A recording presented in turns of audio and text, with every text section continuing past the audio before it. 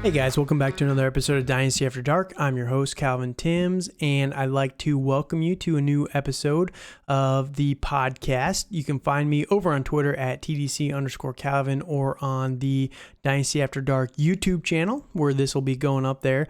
I also created a Rumble if you use that platform as well. So yeah, whatever you follow the podcast on, please be sure to like, comment, and subscribe to the video just to help with the algorithm. I'm going to be going over the ADP. I scanned over the ADP, the current ADP for Dynasty Football over on DLF, Dynasty League Football, and I went through and kind of broke down the top 12 of each position. And I listed the guys that I'm the most concerned about long-term for fantasy football. Next week, I'll actually be coming out with the guys outside the top 12 that I think could make that jump into it next year that you might be able to get on a discount. But as of right now, we're going to be going over my riskiest quarterbacks going into 2022 and the future. Now, the first guy here is pretty much a layup. It's probably the easiest one that's in a top 12, and that is DeShaun Watson with the Cleveland Browns. Now, DeShaun Watson, Browns traded for him this year from the Houston Texans, and the whole fiasco with DeShaun Watson, if you haven't been paying attention, he has so many allegations against him of sexual harassment. It's up to 24 allegations now, and yeah, it's just a whole mess. It's a whole messy situation. Now, I don't know what anybody's personal thoughts are on it, so I'm going to keep my opinions out of it as much as possible and talk about it just from a fantasy football perspective. So the two sides of this are DeShaun Watson on the football side of the coin is we haven't seen him play since 2020. He is going into age 26. He took a year off in 2021, didn't play at all for any team, got traded over to the Cleveland Browns, and will be with a new offensive system and a new head coach, all new playmakers, and we have no idea how that's going to translate. Now, from a football standpoint, I'm not the biggest fan of Kevin Stefanski because I don't think his offense is actually that good. I think that he's a little bit more bland and unexciting for fantasy football, and his system doesn't really feature the quarterback, and that's fine, but for fantasy, it kind of sucks. Now, you can make the counter argument that was just Baker Mayfield that was limiting the system versus DeShaun Watson, who would be able to better maximize it from a football standpoint. You can make that argument, but I just don't think that it's Kevin Stefanski. I don't know why I'm stuttering so much with that name, but Kevin Stefanski, I don't think that his system is going to be that good for fantasy football. So there's a little bit of a risk right there. Now, you take into account the off-the-field stuff. It's a very real possibility that DeShaun Watson doesn't play football at all in 2022, which means that we won't have seen him for 2 whole years in the NFL. And there's been times where guys just get injured, right? And they don't play for 6 months and they never get back to form as they were pre-injury. Now, Watson doesn't have an injury, but he's taken a lot of time away from football, man. It is entirely possible that DeShaun Watson never gets back to his pre-Houston form, suspension form, or whatever you want to call it, where he didn't play at all in 2021. So there's a very real possibility with that. Now, long term, again, the football side of things, I'm not the most thrilled with Cleveland's weapons either. Their receiving core has Amari Cooper, which is great. They've got the rookie David Bell, Donovan Peoples-Jones, who people are a little bit questioning. It's year 3 for him, so he could definitely take a step forward. But yeah, it's not the most exciting receiving core on paper. They could always change that next year, and next year they draft Jackson Smith and Jigba out of Ohio State. And then all of a sudden this receiving core looks a lot better. But as of right now and for the foreseeable future, I'm not that excited about the receiving core. They got a couple of tight ends that are exciting. David Njoku, maybe this will finally be his year that they can utilize him. And they also got Harrison Bryant, who's going into year 3, I think, maybe year 2, but he's somebody that's people have been very hyped on for a while now.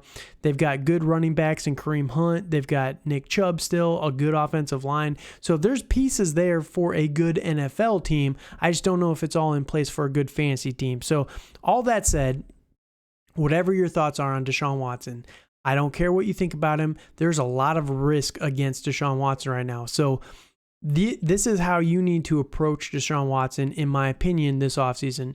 You can, one, go get him for cheap if you don't believe in the risk that I'm laying out here and you think that it's all kind of overblown.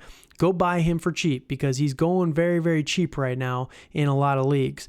But if you own DeShaun Watson, you can either take what I'm saying and try and sell out on Watson, try and get a premium for him, maybe wait for a settlement or something like that with these off the field stuff, wait for the actual suspension from the league to come through so you know what you're dealing with, and then sell him for a premium, and then just wipe your hands of him, wash your hands of him, and be done with it. So there's two aspects for all of these guys that I'm going to list today, but the May ADP has him at quarterback 8. So they're still saying that he's an elite talent at quarterback. And again, for that ADP, it makes me a little nervous with all of the on the field and off the field issues that are going on right now. So the interesting thing about the ADP, and real quick, is it's from May. I think the 23rd and 24th allegations against DeShaun Watson came at the end of the month. So I don't think that the ADP has caught up to him just yet with those additional allegations. So I'm going to be very interested to watch DeShaun Watson over the next couple of weeks and see in June if he takes a massive plummet in ADP or not. But yeah, based on May, people are still valuing him as an elite talent. So again, look at it from both sides. If you are in on him completely, go buy him for cheap in your leagues that you can find him. If the Watson owner is a little nervous, then try and get him for a value. But if you're agreeing with the risk here, definitely try and sell, but wait and pick your moment to sell him. So selling him right now, you're probably not going to get as much as you would if you waited a little bit longer. Now, the second guy here is going to be Jalen Hurts. And the biggest risk factor with Jalen Hurts is that we don't know if they're going to commit to him as the starting quarterback long term. So Jalen Hurts, second round pick a couple years ago, only 23 years old. He had a May ADP of QB9. Now, for fantasy football, Jalen Hurts is a stud. Now, this is where it gets a little interesting, right? Because he's so good for fantasy. Why would I list him as a risky player? Well, if the Eagles don't like what he can do in the passing game this year, and that's been a massive issue for Jalen Hurts through the first year and a quarter that he's played as a starter in the NFL. His arm has not been that good. He hasn't been that accurate. He hasn't had the best decision-making when going to the air. So if he doesn't take a step forward after the addition of A.J. Brown this year, then they are going to move on from him next year with the best quarterback that they can maneuver into, right? I think that the Eagles have a playoff roster, especially in the NFC, so I could see them going to the playoffs. So they probably won't get one of the top guys like CJ Stroud or Bryce Young, but we'll see how high they can go over there. So yeah, I'm not sure exactly how high they can get or who they would replace him with, but I think that they would definitely try and bring in some competition for Jalen Hurts next year. So if he loses his starter job from the Eagles, that's a massive issue because I don't know if he's good enough, because if the Eagles move on from him, it means that his arm's not that great, right? So if they move on from him, I don't know if he's good enough as a whole quarterback, as a leader, as an athlete to command a starting job for another team if the Eagles don't deem him good enough, right? So that's where the issue comes in and the risk comes in. You could have him just for 2022 as a massive elite asset, but then after that, it could fall off the cliff completely, similar to Jameis Winston, right? Jameis Winston was amazing his final year in Tampa with, at least for fantasy, with a 30 for 30 season. Those 30 picks did kill you a little bit for fantasy as well, but he still was really, really good for fantasy football. I could see, and then they cut him, right? And he went to the Saints and he just didn't play again until maybe this year. He played, 6 games last year and got injured. So Jameis Winston used to be a top 12 quarterback, fell off a cliff after the Bucs cut him. And yeah, I could see a similar trajectory for Jalen Hurts. The difference is at least Jameis Winston was he was a top 2. I think he was number 1 or number 2 that year. I can't remember if it was him or Mariota. I always switch those in my brain. But he was a top 2 quarterback in that whole draft class, where Jalen Hurts was a second-round pick. So he doesn't have that first-round capital to kind of carry him through to his next team. So that's the biggest risk with Jalen Hurts. Again, if it was me and you believe in this, the difficulty with getting Jalen Hurts right now is just that everyone that owns him doesn't really care long term because they want to win really badly this year, which I get it. But if you own him and you're looking for a long-term asset, you just got to be a little concerned about Jalen Hurts right there. Now, the third guy, the last guy that we're going to go over today, is going to be Trevor Lawrence with the Jacksonville Jaguars. Trevor Lawrence had a lot of issues against him going into his rookie season last year with the Jaguars. He had a whole debacle with Urban Meyer. That was a whole situation. Don't wish that on anybody. The dude was a joke of a coach. I thought he was going to be better, but goodness gracious, he was just, it was bad, man. It was really, really bad. But yeah, Urban Meyer was the head coach. The offensive line was in shambles. It was really, really bad last year. The offensive weapons stunk. They had their number 1 receiver was DJ Chark, got injured in preseason, tore his ACL, I believe, in the preseason games or in practice. I can't remember which one exactly. So they never even got to play him on the field. Laviska Shenault just wasn't that good with Urban Meyer, and the other wide receiver that they had was a 31-year-old Marvin Jones. His longtime college running back, Travis Etienne, was injured early, never got to play with him. James Robinson only lasted for a little while before he tore his Achilles. Yeah, and they had no tight end option. They tried out Tim Tebow for tight end for a long time. So they had no weapons on that team last year. The problem is, they didn't really upgrade, in my opinion, too much in the weapons department. They lost DJ Chark completely.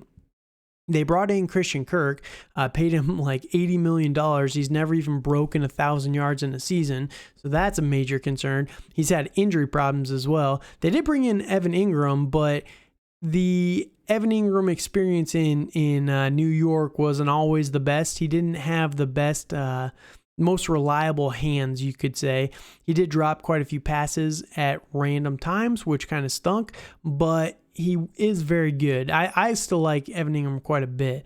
But yeah, they have Travis Etienne back, which should be good.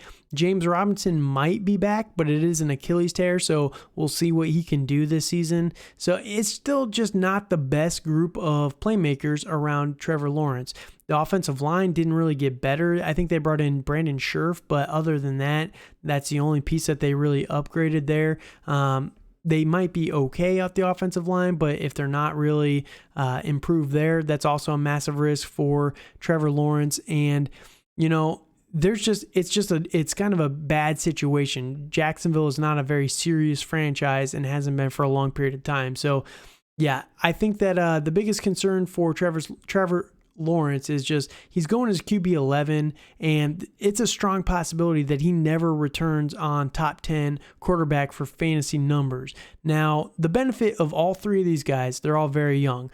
Trevor Lawrence, 22, Jalen Hurts, 23, and DeShaun Watson is only 26 years old. So they all have a potential, if they can buck this risk factors that are clouding over them right now, they could be on your roster for a long, long time, and you could have them for basically very cheap as a cornerstone for your dynasty roster. But there are major concerns about each one of them, and I hope you guys enjoyed my breakdown here. Now, on the next episode, I'm going to be going over the buys that I would like to be doing. I'm going to do all of the positions here this week, with the running backs next, the wide receivers and the tight ends coming later this week, with the top 12 risks at each one. But then next week, I'm going to be going over the guys outside the top 12 that I am most excited about that can make a massive jump into the top 12 at the position for fantasy football. So please let me know what your thoughts are over on Twitter at TDC_Calvin. If you're following on YouTube or on Rumble, please be sure to like, comment, and subscribe to the video. Please give me a review, or wherever you're listening to this, on Spotify, anything like that. Please give me a review. It just helps with the podcast. Thank you guys so much for listening, and good night.